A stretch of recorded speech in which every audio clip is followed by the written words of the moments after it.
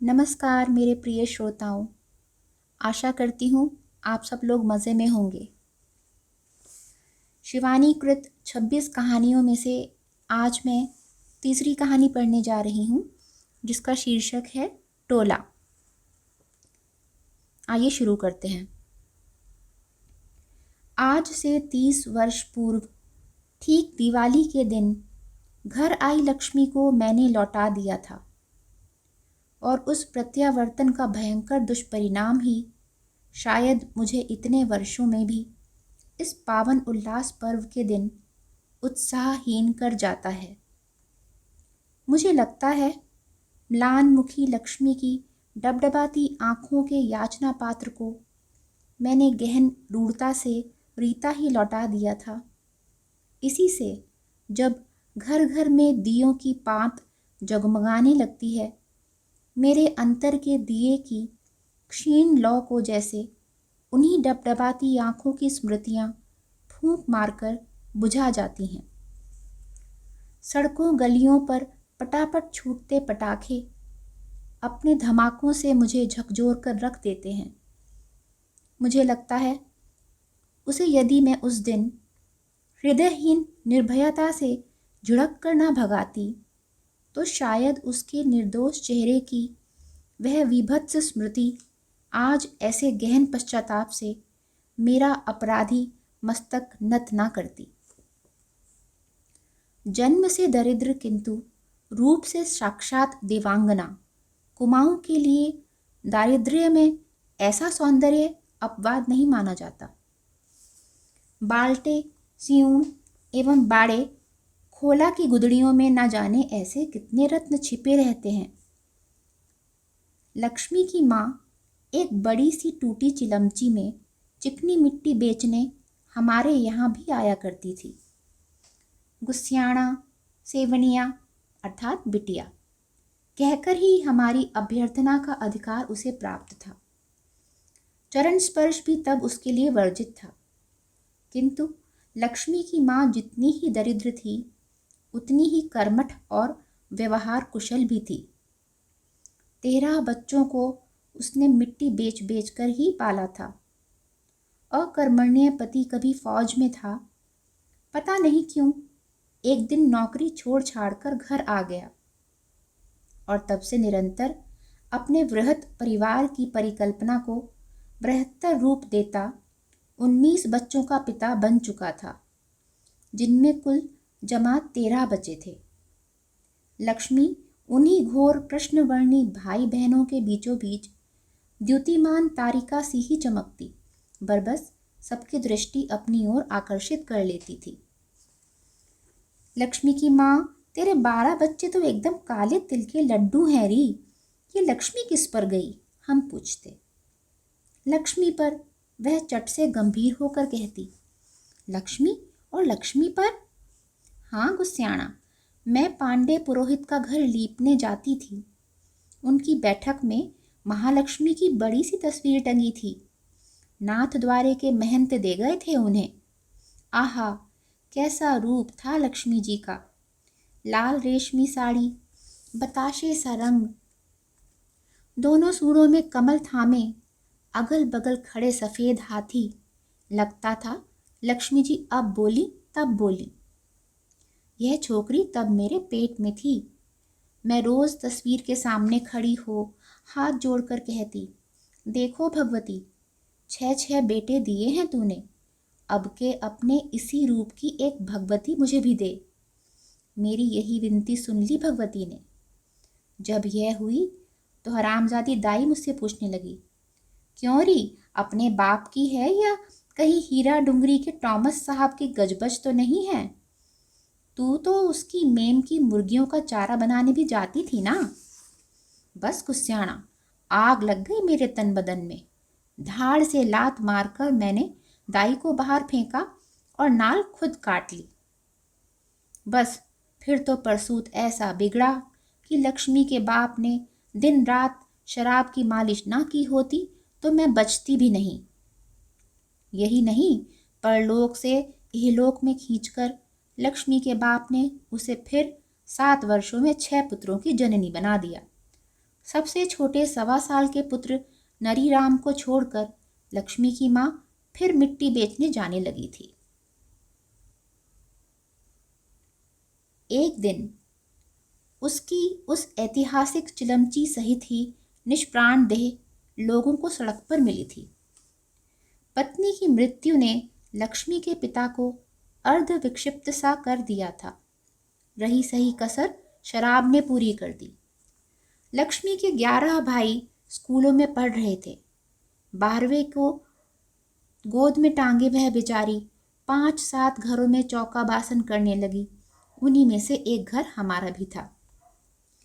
काम करने में लक्ष्मी ने अभी अपनी माँ की सी सुघड़ दक्षता हासिल नहीं की थी। एक तो शायद बेचारी के दुर्बल हाथों में शक्ति भी नहीं थी। 5-6 घरों के बर्तन मलना, सुबृहत परिवार की रोटियां बनाना, बाप की गालियां खाना, उस पर रोने भाई की दिन रात की रें रें। कुछ दिनों तक मैं उसकी निगरानी करती रही। कभी अधबुना स्वेटर पूरा करने का बहाना बना मोड़ा खींचकर चौके के पास बैठ जाती, कभी वहीं चिट्ठी लिखने लगती। उसकी माँ पर तो मुझे ऐसा विश्वास था कि कई बार पूरा घर ही खुला छोड़ पास पड़ोस हाट बाजार भी चली जाया करती थी। पर इस छोकरी का क्या भरोसा, कहीं एक आध कटोरी गिलास ही ना उठा ले। उस पर नन्हे भाई को नित्य साथ लेकर आती थी।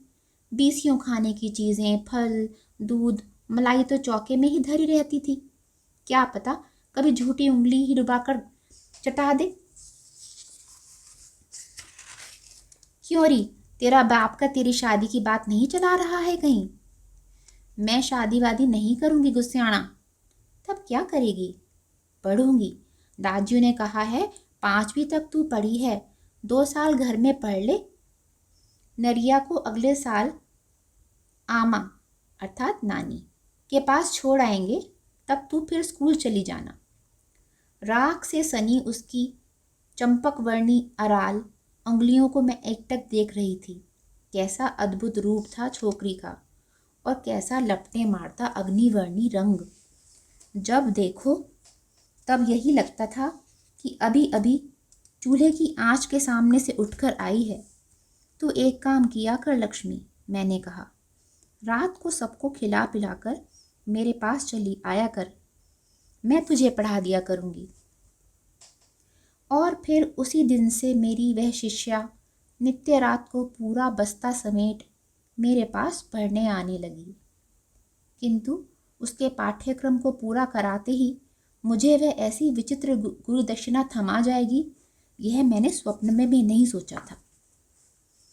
रात को सोने से पूर्व गले की चेन, हाथ की सोने की चूड़ियाँ और अंगूठी उतारकर मेज पर धरने के बद अभ्यास के लिए मैं विवाह से पूर्व माँ से और विवाह के पश्चात पति से अनेक बार डांट खाने पर भी ये आदत नहीं छोड़ पाई थी। लक्ष्मी पढ़ने आती तो मैं उसे पढ़ाते पढ़ाते नित्य एक एक कर गहने उतार मेज पर धरती जाती। वह पढ़कर जाने लगती तो कहती, उस्याना दरवाज़ा ठीक से बंद कर लेना, बाबूजी भी दौरे पर हैं।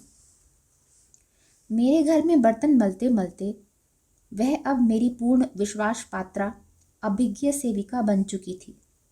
ना जाने मैं कितनी बार अपनी अंगूठी गुसल खाने में भूल आती और वह मुझे लाकर थमा देती।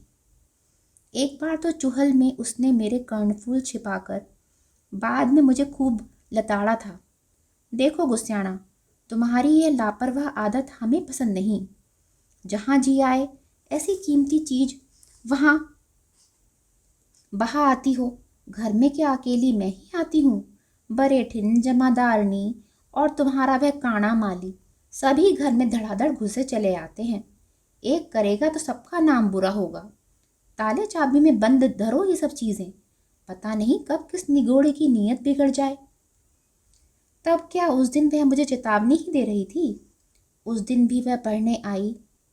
पानीपत के तीसरे युद्ध की रूखी तारीखें उसे रटाते रटाते मैं नींद में ढुलकने लगी थी। वह जाने लगी तो मैं शायद सो गई थी। उठो हो गुस्सियाना, द्वार बंद कर लो, मैं जा रही हूँ। वह चली गई तो आधी नींद में ढुलकती मैं उठी। द्वार बंद किया और सो गई। पति दौरे पर थे। उस दिन घर पर होते तो शायद यह दुर्घटना ना होती। सुबह जगी, चाय बनाकर पी, नहाया और फिर गहने उठाने मेज पर गई तो कलेजा धक हो गया। एक अंगूठी को छोड़कर वहां कुछ भी नहीं था। अंगूठी भी शायद इसलिए छोड़ दी थी कि उसका कलेवर रुपाब था। मूंगा जड़ी उस चांदी की अंगूठी की तुच्छ महिमा शायद गुणी चोर को मोह नहीं पाई थी। मैंने मेज के नीचे देखा, पलंग के नीचे झांका, व्यर्थ ही बिस्तर को झटका पटका। हे भगवान, कमरे में तो सिवाय मेरे और लक्ष्मी के कोई आया ही नहीं। तब क्या वह इसी गुरु दक्षिणा की बात कर रही थी कल? गुस्सियाना, सब किताबें खत्म करा दी हैं तुमने, चक्रवर्ती ब्याज भी सिखा दिए। देखना अब कैसी बढ़िया गुरु दक्षिणा देती हूँ तुम्हें। नहीं नहीं, जैसे भी हो, पति के लौटने से पहले ही झोंटा पकड़कर उगलवा लूंगी अभी सब। कहीं बेहया चोटी बाजार जाकर बेच न आए। गुस्से से थर थर कांपती मैं उसके यहाँ पहुंची तो वह घर के आंगन में अकेली बैठी बर्तन मल रही थी। उसका छोटा भाई जमीन पर रेंगता सूखी रोटी का रोल बनाकर चूस रहा था। भाई स्कूल जा चुके थे और बाप भी शायद कहीं निकल गया था। घर में वह अकेली ही थी। इसी से मुझे अपनी चीज़ें बरामद करने में मुश्किल से 10 मिनट लगे थे। मुझे देखते ही उस नौसिखी ठगनी का चेहरा फक पड़ गया। गुस्सियाना, क्या बात हो गई? बर्तन आज फिर झूठे रह गए थे क्या? उसने हंसने की चेष्टा की, किंतु उसकी हंसी होठों पर फैल भी नहीं पाई थी कि मैंने उसे झोंटा पकड़कर घसीट लिया। चोर, बदमाश, बेहया, तेरी यह हिम्मत! यही गुरु दक्षिणा दी तूने मुझे? उसका भाई बहन को खींचे जाते देख जोर जोर से रोने लगा तो मैं घबरा गई। कहीं उसका शराबी बाप आ गया तब? उस अकड़बाज मदालस व्यक्ति का नंगापन मैं 1-2 बार पहले भी देख चुकी थी। मैं अकेली थी। एक तो वह ब्रह्मद्रोही बस्ती थी। कहीं मुझे ही घेर लिया तो मैं अकेली क्या कर सकूंगी? निकाल मेरा गहना! मैं फिर तन गई। गहनों की स्मृति मुझे फिर दुस्साहसी बना उठी। संसार की कौन नारी भला अपने खोए आभूषणों की व्यथा भूल सकती है? उसके गहने यदि किसी नदी की तीव्र धारा में बहने लगे तो उन्हें निकालने वह तैरना ना जानने पर भी उसी क्षण उस तीव्र गंभीर जलधार में कूद सकती है।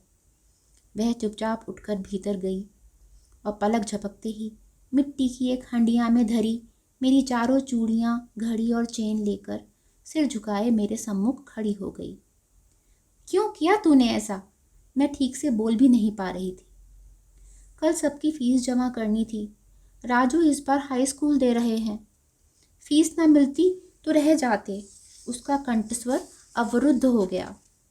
मूर्ख, मुझसे पैसे क्यों नहीं मांग लिए? यह चोरी क्यों की? और कोई होता तो तुझे पुलिस के हवाले कर देता।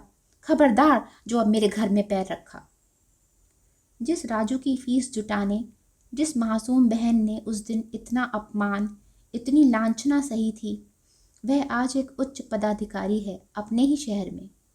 मैं उसे कई बार देख चुकी हूँ, किंतु उसके अतीत के दारिद्र्य की इस शहर में मैं ही एकमात्र साक्षिणी हूँ। इसी से शायद उसने मुझे पहचानना नहीं चाहा। मैंने दूसरे ही दिन नई बर्तन मलने वाली रख ली तो मेरे पति को बड़ा आश्चर्य हुआ।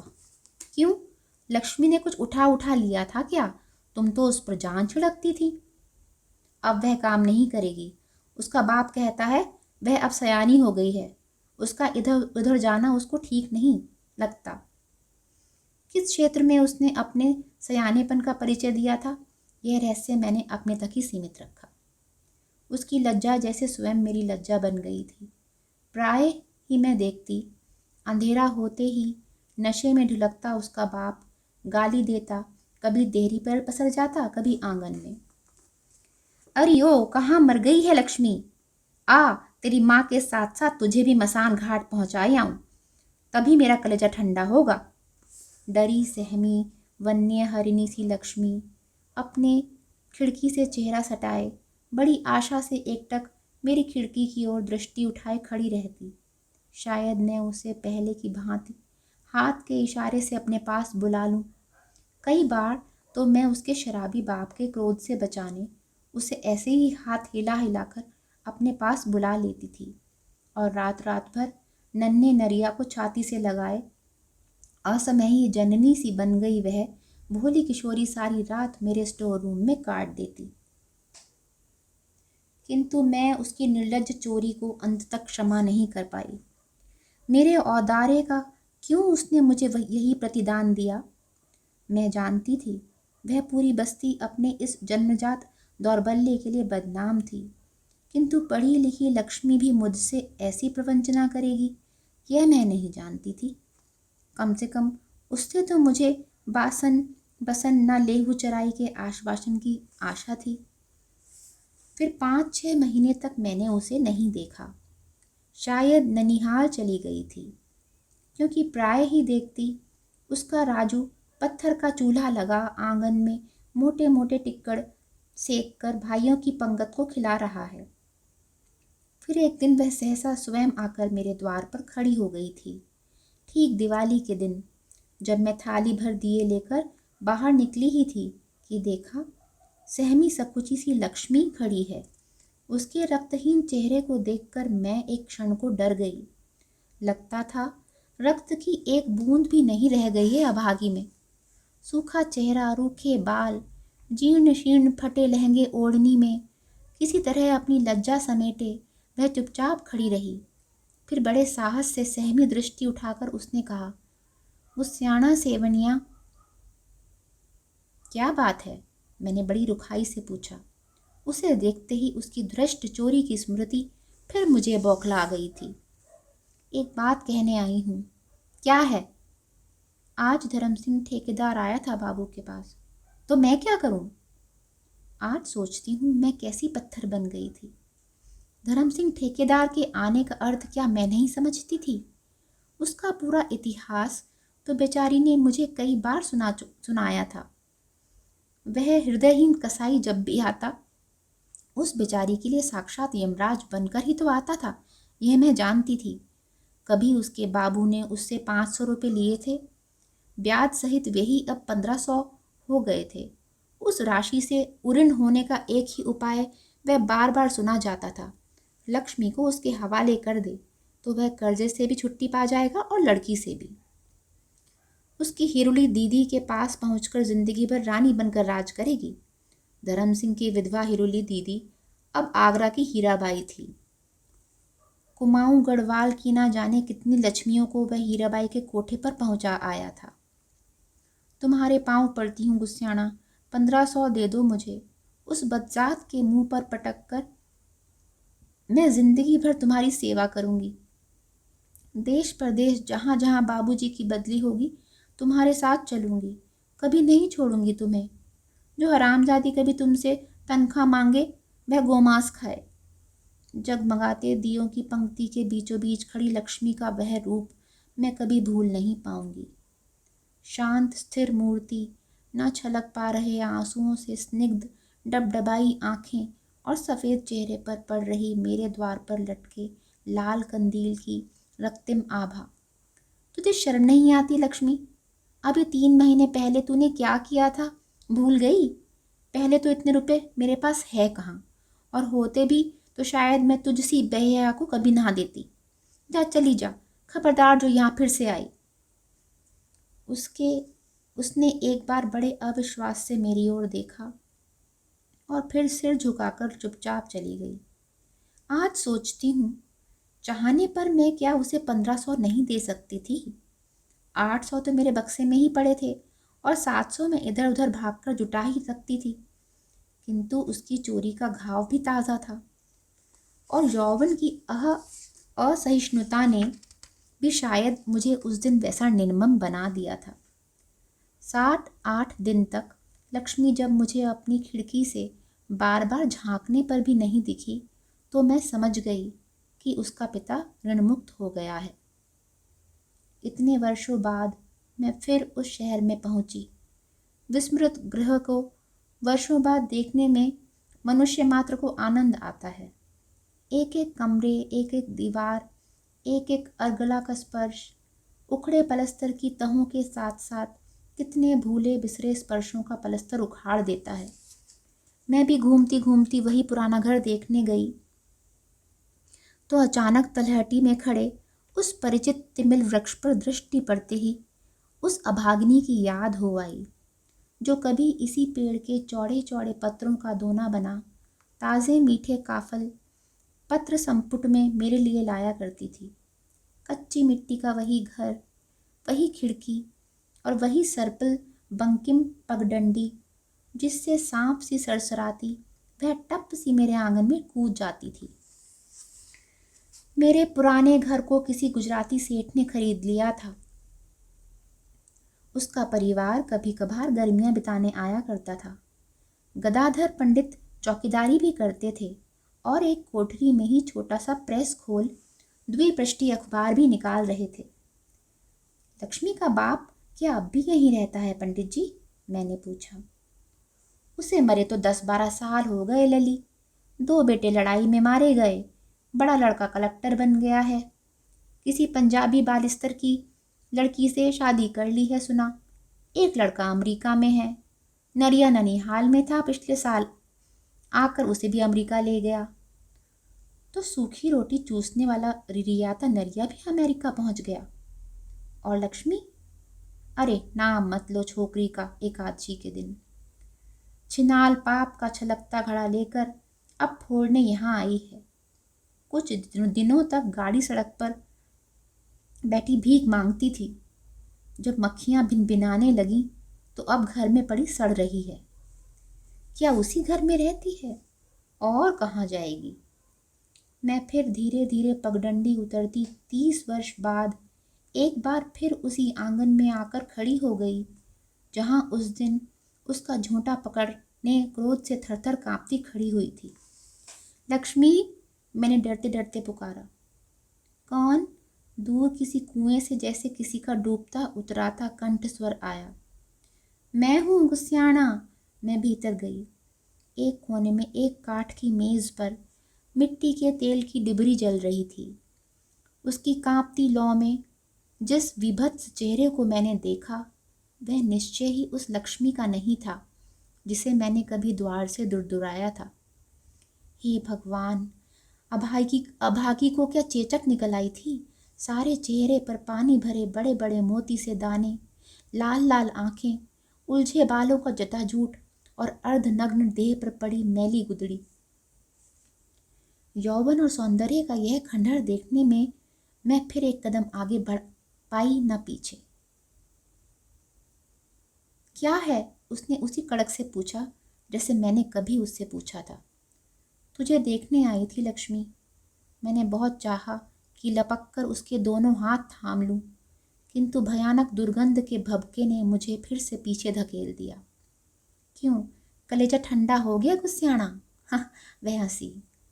हाय, कहाँ गई वह मुक्ता पंक्ति और वे प्रवाल से अधर? मैंने बटुआ खोलकर 100 के 2 नोट निकाले ही थे कि वह फिर कर्कश स्वर में चीखी। भाग जाओ यहाँ से। तुम्हारी हिम्मत कैसे हुई यहाँ आने की? खबरदार जो कभी मेरी देहरी पर पैर रखा। इतने वर्षों में भी क्या वह मेरी प्रचंड भर्त्सना का एक एक शब्द नहीं भूली थी? मेरा ही विषबुझा तीर मुझी तक आकर मेरी छाती में धंस गया। सुना नहीं? जाओ, वह फिर चीखी और मैं सहमकर बाहर निकल आई। दूर दूर तक फैली, कंधे से कंधा मिलाकर खड़ी कुमाऊं की भव्य पर्वत श्रेणियां एक एक कर जगमगाते दियों सी झलमलाने लगी थी। द्रोणगिरी, कलमटिया, वानड़ी, मुक्तेश्वर गागर मैं नैनीताली देवाल के कब्रिस्तान की दीवार पकड़कर क्षण भर को खड़ी हो गई थी। मैंने पलटकर देखा। पहाड़ की तलहटी में खड़ा लक्ष्मी का जीर्ण मकान अरण्य में खड़े किसी कंकाल सा ही भयावह लग रहा था। उसकी खिड़की से आता डिबरी का मंद प्रकाश मुझे पहाड़ पर चमकते टोले सा ही लगा। टोला ही तो थी वह। पहाड़ में कहते हैं कुंवारी लड़की की अशांत अतृप्त आत्मा ऐसे ही चमकते टोले बन पहाड़ों पर रात रात फिरती रहती है। बचपन में इस रहस्यमय जुगनू के से अनेक प्रकाश पुंज मैंने देखे हैं। गहन पश्चाताप से मेरा चित्त सिहर उठा। उस दिन उसे ऐसे ना भगाया होता तो क्या आज उसकी यह अवस्था होती। उसने तो मेरे कुछ गहने ही चुराए थे जिन्हें मैंने खोकर भी पा लिया था, किंतु मेरे दौर्बल्य से वह अभागिनी अपने जिस बहुमूल्य आभूषण को खो बैठी थी उसे क्या वह इहलोक में कभी पा सकती थी। 30 वर्ष पूर्व मैं उसे क्षमा नहीं कर पाई थी और आज वह यदि मुझे क्षमा नहीं कर पाई तो उसका क्या दोष। श्रोताओं, बेहद ही मार्मिक कहानी थी। पढ़ते पढ़ते मेरा भी गला रुंध गया। शिवानी जी की कहानियों से हमें बेहद बेहद मार्मिकता और सबक सीखने के लिए मिलते हैं। आशा है आपको ये कहानी पसंद आई होगी मेरी आवाज़ में। चैनल पे आकर मेरी कहानियाँ सुनते रहिए। सबका बहुत बहुत धन्यवाद। स्वस्थ रहिए, मस्त रहिए।